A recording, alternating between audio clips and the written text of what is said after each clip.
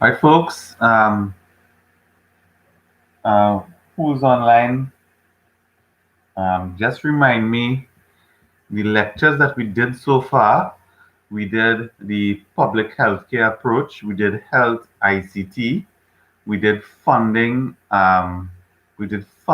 for healthcare, and I think we did primary healthcare. Did we do human resources in healthcare as yet? Can someone confirm with me if we did human resources issues in public health?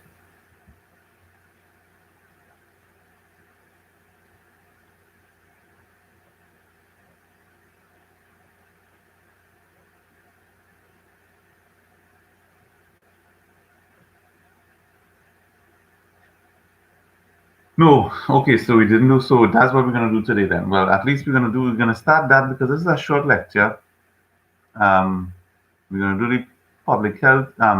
Sorry, human resource issues, and we may start a touch on quality improvement in healthcare. And we'll be almost through with the course content. So open up your lectures on human resource issues in healthcare.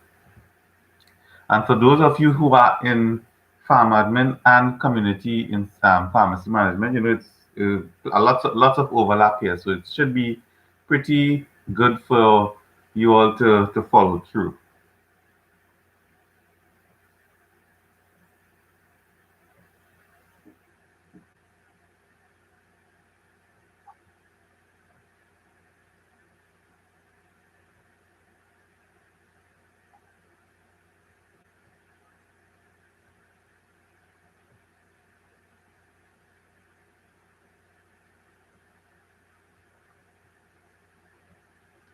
All right.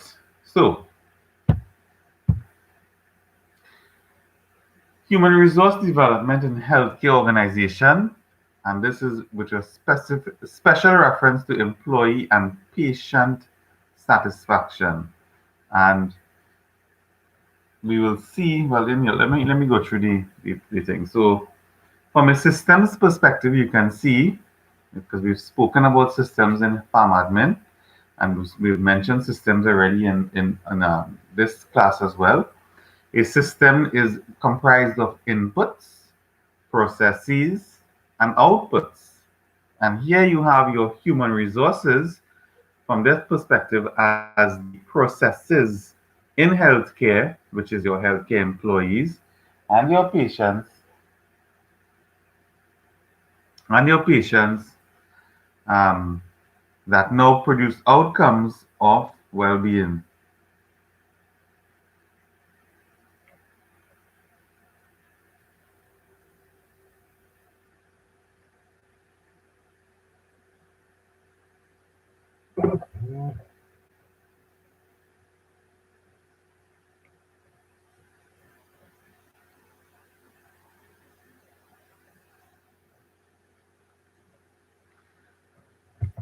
And your input here in your health is your health systems, your equipment, your technology, your drugs, your non-farm, and all of the consumables that are involved in health service delivery. Your human resource or your healthcare employees, all of them, from your ward attendant all the way up to um, your consultant doctors.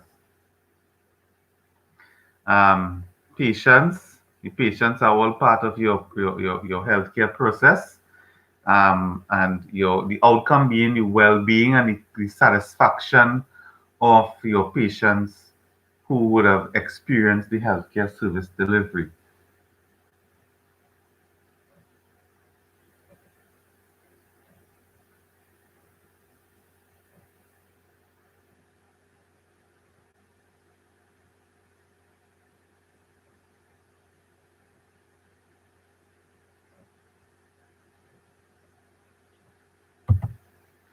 The determinants of healthcare success. Now, don't get this confused with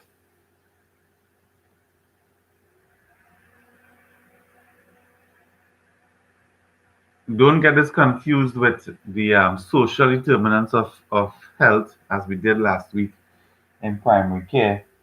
Um,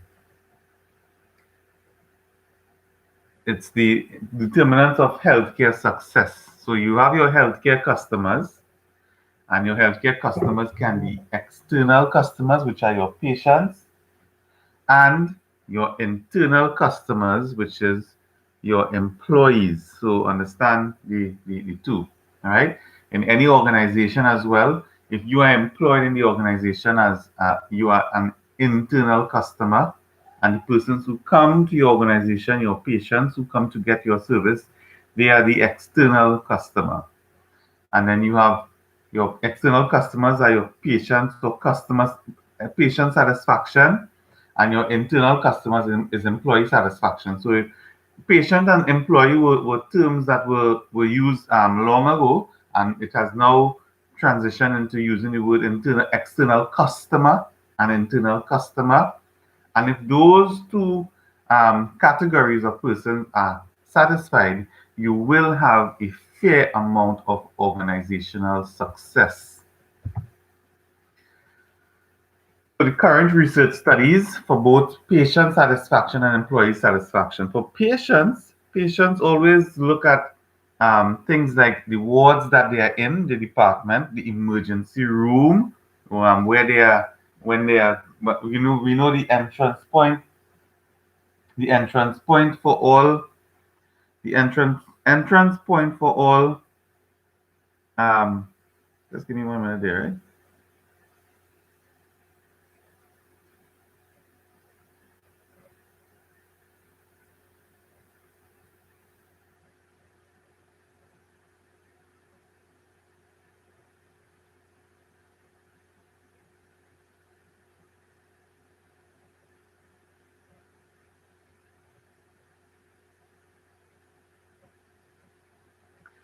The entrance point for all public institutions and even private as well is through the emergency department. We call it emergency. It's a misnomer in a sort of way because emergency, something urgent, something urgent, something that's going to be a real life threatening situation. But it's really the gateway for all persons who coming in, even with a minor or major ailment. The emergency room is where with the emergency room is where the triage happens. Triage.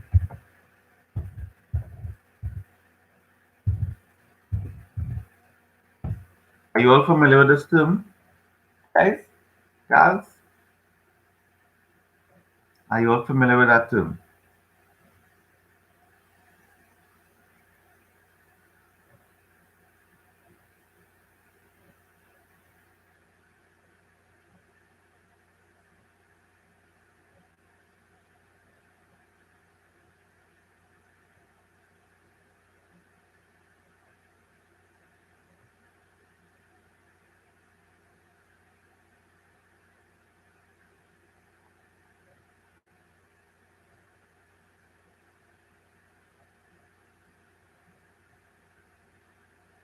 Right? Tell me what triage means.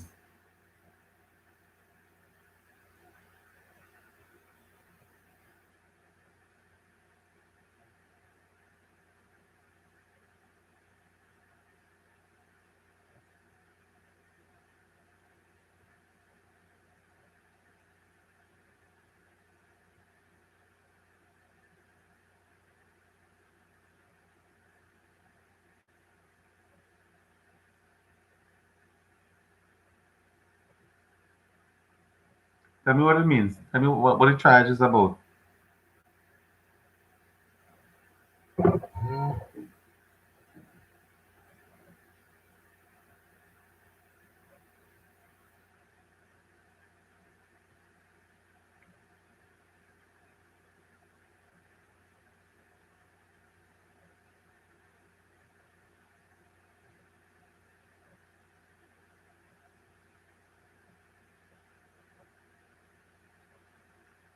Tell me what triage means. What is that triage? Shakila, Sarah, both of you said yes. I don't mean to pick on you, but you said yes. So tell me what a triage is.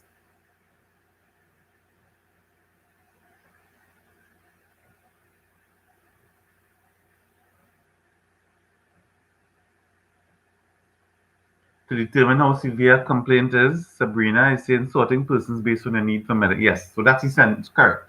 So that's essentially what a triage is in an emergency room, where the nurse practitioners and the physicians on duty will now determine the severity and the priority. Correct. The order. Thank you, Karina. You took the words out of my mouth. The order of urgency of treatment. All right. Good. So, um, so for the key recommendations for patient satisfaction would it be a changing in employee behavior, skills, and attitude. Now, I know, guys, we have been plagued, or we are more or less programmed to automatically think you're going to a public healthcare institution. We like to say their behavior stink, they have a bad attitude. But there are more things that are behind the behavior of the public health employee.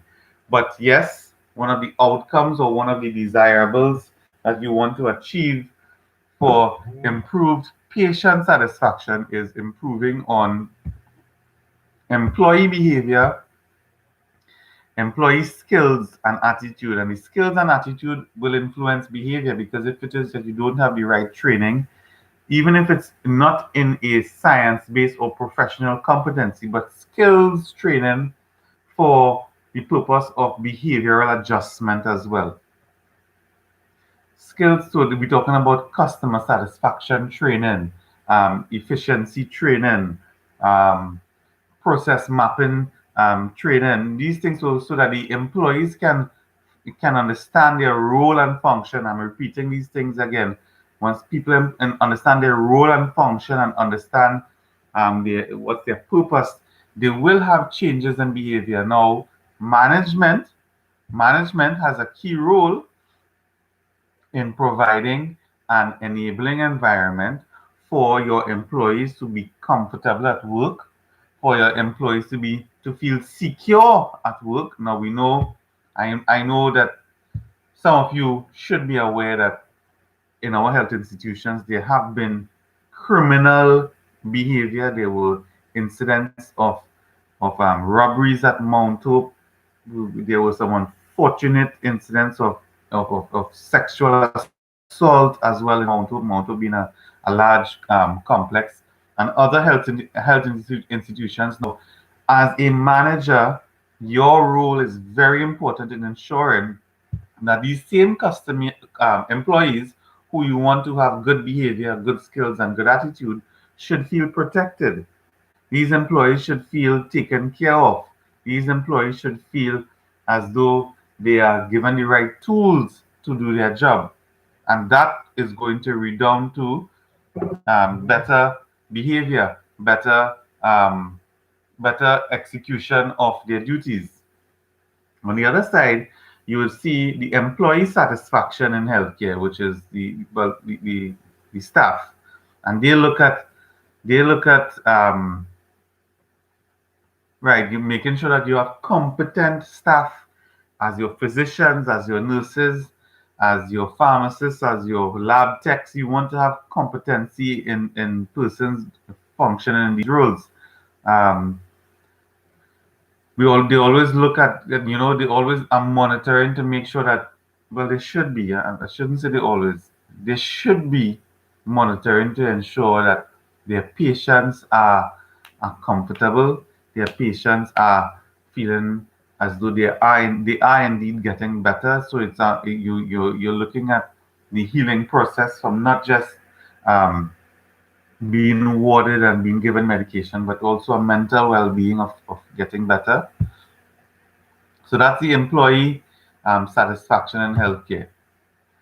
So the sector, we all know, and we can emphasize again that in any organization, whether be public or private, your staff is a large component of your expenses.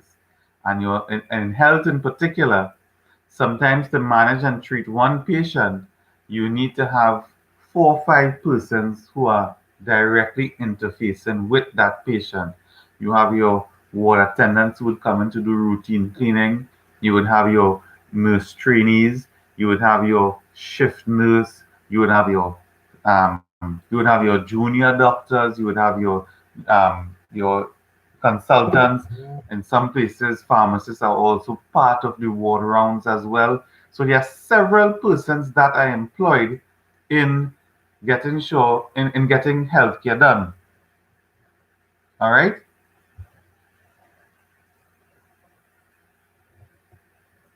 So your human resource are very much part of the key stakeholders in healthcare. And healthcare science, is it a science or is it an art? And we can look at it being a science where it's achieving and delivering high quality healthcare products and services through scientific and innovative technology.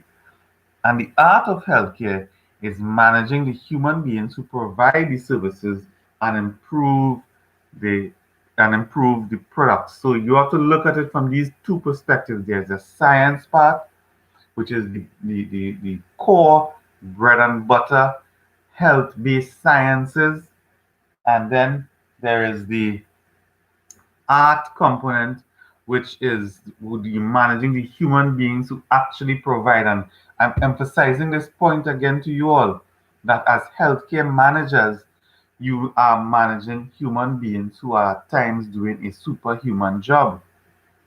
You are managing human beings who are engaged in a a, a very stressful type environment. All right. So you have to ensure that yes, you have competency, which is the science. You have quality, which is the science of the actual medical care given, and then the art of managing those persons who are actually providing the service. All right. So some challenges for health systems: physical infrastructure, governance, financing, human resources. Now we know now because of the pandemic has forced us to look at different ways in which we can manage healthcare, and we are looking at ICT as that role, taking that role of interacting with your patients. Now, as it is right now, I am certain of it because I've gotten feedback from patients. There are no clinics because of this coronavirus pandemic fear, and because out of an abundance of caution, we are now limiting the amount of people with the risk of transmission, and rightfully so. I have a friend, a colleague of mine, who went to get an MRI just about 4 weeks ago, a month ago. He went to get an MRI of his back, and he went to a private institution, private tertiary secondary based institution, and he became coronavirus positive. So rightfully so, by limiting the number of persons that are coming to your place that is unnecessary, you are leaving your healthcare for emergency and critical care attention, which is good, and I understand and accept that. But now you are just telling your patients, some of them don't get calls for their medication. They don't get some of them are not aware how to go about getting their medication refills. And as pharmacists, you have a role to work together with the clinic team to ensure that your patients do receive some sort of follow-up. I know our government clinics leave a lot to be desired. I know, I accept that, but there are still some areas that do it well, that do their monitoring with blood results, do their monitoring with ECGs, with ultrasounds, etc. Your clinic patients for the last 8 or 9 months have been essentially without any sort of follow-up. And then on top of that, they have been without any application of medication. How are you, as institutional healthcare workers, can use technology to help bridge that gap or to help um, replace the need for physical infrastructure to issue to deliver healthcare services? So that's a challenge that you all will have to look at, and you all will have to come up with creative ways. And ICT is the answer. Information communications technology, whether be it via social media or live streaming or um, videos that are done pre-recorded. These things help to eliminate the need for physical infrastructure for healthcare service delivery. Governance is your management of healthcare. These are real challenges to get competent persons managing your healthcare facilities and your healthcare authorities and your healthcare organizations. Financing. Financing has always been an issue, and you'll see that in financing, you look at the government's recent budget, and I saw healthcare got the second largest share of the pie, which was just about, I think it was about $6 billion. That is $6,000 million. Understand the amount of money it is, and that's TT dollars. So financing is always a challenge. We are operating under a budget deficit of just about $8 million. So you must appreciate that money that is being spent must be spent as wisely as is possible. All right, because there is no room for leakages at this point in time in the world's economy and in our own microeconomy as well. And human resources, your workforce. Remember, we said in our lectures last week that your human resource management is very fundamental and also can be very challenging. It might be the one that has the most amount of issues in which you have to face. In insufficient human capacity has led to a host of problems. You don't have capacity for research and development with vaccines. You don't have capacity to develop and create new drugs. And without motivated, competent persons, you can have workforce waste and misuse of resources. So these are some challenges of the Human Resources Department in public facilities to ensure that there isn't misuse of resources, there isn't a waste of the workforce. And this is where leadership of each department comes in. And I'm bringing up this term because more so now than ever, we need good, strong, robust leadership of departments, of teams, of organizations to ensure that the human resources are being managed properly. All right, especially in times where things are things are tight financially. No, I'm not saying that when things are good financially that you could do what you want. No, you need to practice yourself become to become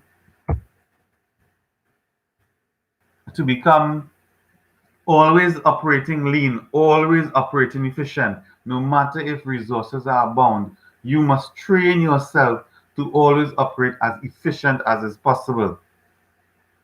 All right, dimensions of the human resources in healthcare performance, coverage, the extent of which the amount of people you have are actually covering the needs given the geographical realities, the geographical access, productivity, looking at ratios of outputs relative to inputs. Productivity speaks to efficiency.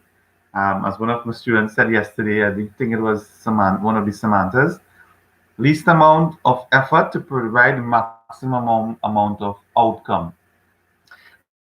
Technical quality to ensure that things are done up to standard, things that improves the healthcare status.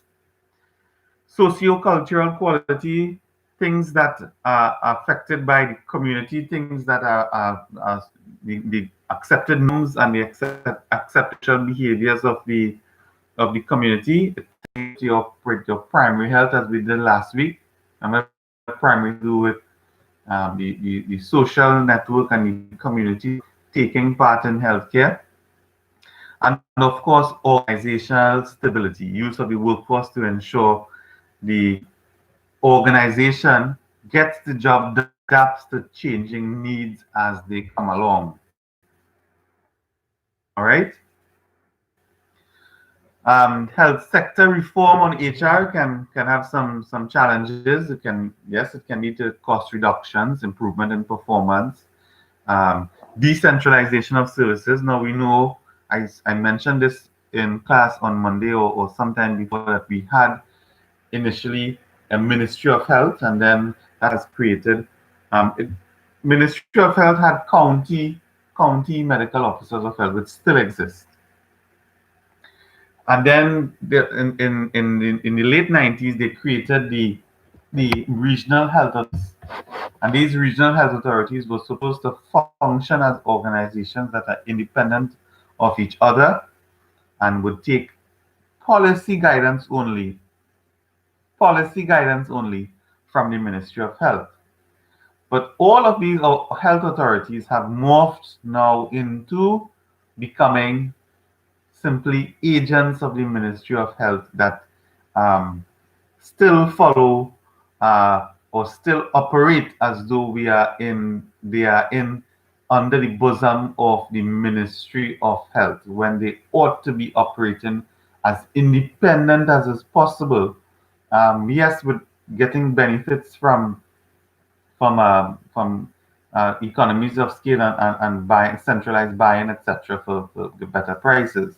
But in terms of operating, they all seem to be operating under the rules and procedures of the old Ministry of Health when they ought to have been creating their own rules and their own procedures and tailoring their services to the communities in which they serve. So that point was regarding decentralizing of healthcare services. Um,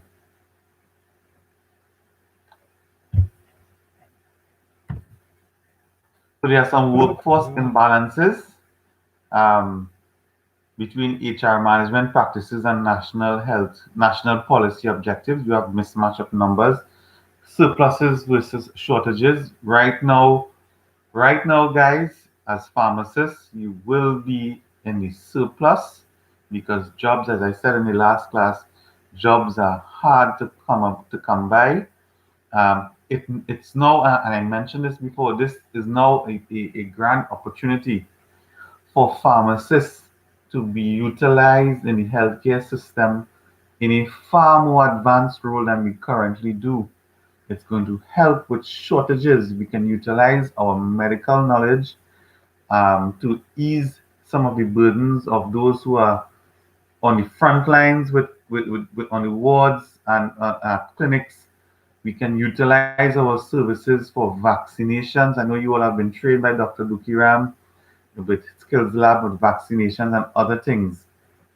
So, and now even more so, guys and gals, we have a pharmacist who is the Minister of Health, and it would be a great thing for him to exercise some political will, some management will, some executive will to get that done in that regard. I'm not saying it's going to be easy, but I'm saying now may be the only opportunity that is going to avail itself specifically for pharmacists to get the opportunity to rise to the occasion and assist and now transform the way in which we work and transform the way in which um, the expectations are for our knowledge and our skill base. Okay? If you look at FIP, the Federation of International Pharmacists, and you would see the 4 points that they, let's see if I have it. I do think I have it here. The 4 points that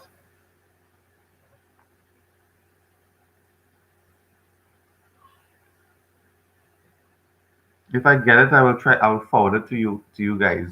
Um, there were 4 points that uh, that were mentioned, and two of those points were out of the scope of what pharmacists do in Trinidad and Tobago. So it's it's definitely done internationally, but down here it isn't done. In the Caribbean, it's in some parts of the Caribbean it isn't done. And now is the best time in which we can utilize our skills and our knowledge to improve on the shortages that are occurring in healthcare, especially as a result of the pandemic. All right. So we are on the unequal distribution of the workforce in geographical areas, professions, and categories. I know, for example, in the US, uh, consultants and specialist healthcare officers are to given incentives to work in rural areas. They get compensation by improving on citizenship status for some of them. Um, so it's an incentive to work in rural areas as well.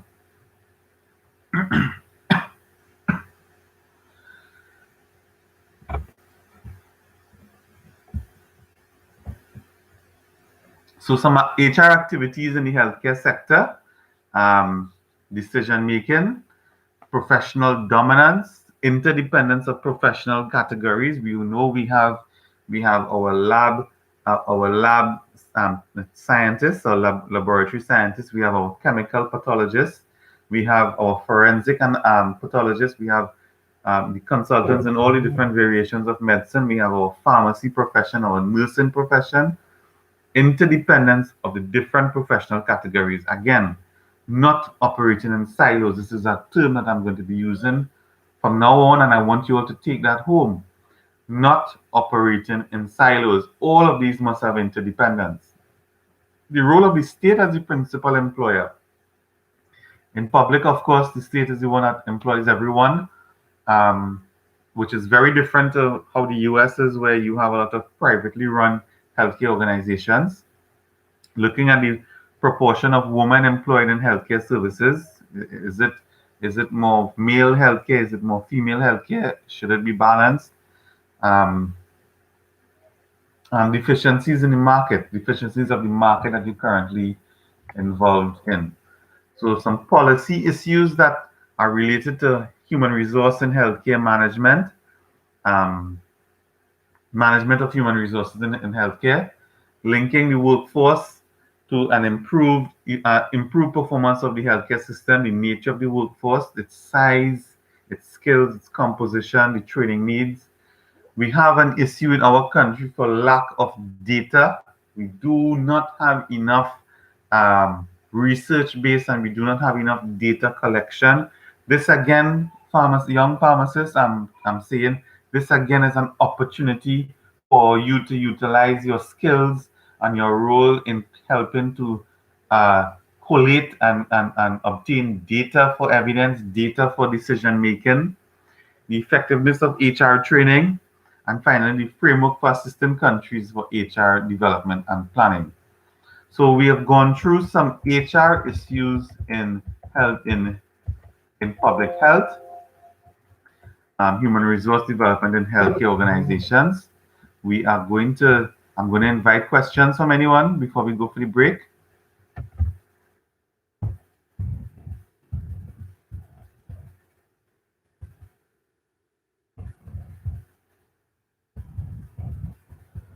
And before we come back from the break, we will be doing we're going to start to look at quality improvement in healthcare. But did we do quality improvement at Trojan Institutional? Like, guys, did we do quality? I don't remember us doing quality. It could be my recollection of summer class. That's why I'm thinking we did quality. But just remind me, did we do quality? We didn't do quality. Okay, so when we come back, we're gonna start. We're gonna hit on quality improvement in healthcare, and that's just a little more than how much slides we did just now. So it'll be a nice fun process. So take a break now, and we shall return. Now it's 10. We shall return at 11:05.